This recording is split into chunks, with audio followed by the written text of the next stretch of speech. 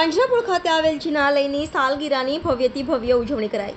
200 વર્ષ જૂની દાદાવાડીની પણ ધજા ચડાવાઈ।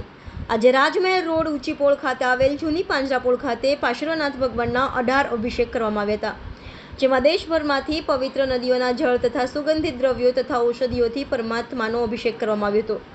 ત્યારબાદ આજે વિશ્વ મુહૂર્તમાં વિધિકાર શિરીષભાઈ દ્વારા વિધિ વિધાનથી પૂજા ભણાવવામાં આવ્યું હતું।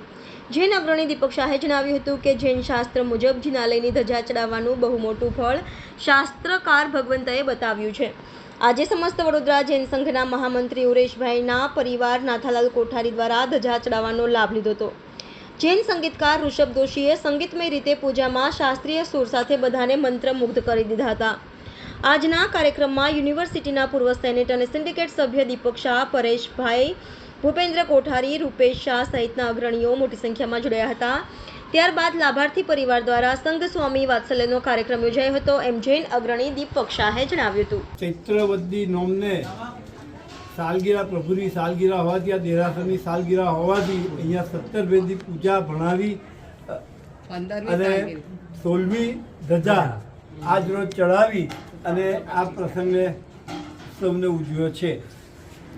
પાંજરાપોળ જૈન નિરાસર મધ્યે સૌ પધારી ને આનો લાભ આપેલ છે।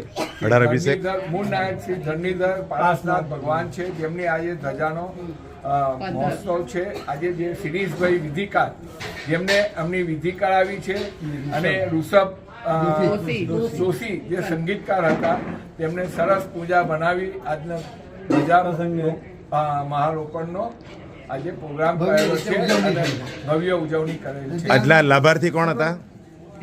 લાભાર્થી સમસ્ત આ દેરાસરના ધજા ચડાવવાવાળા બધા જ પરિવાર હતા। અને ત્યારબાદ સર્વની સાધર્મિક ભક્તિનો લાભ છે।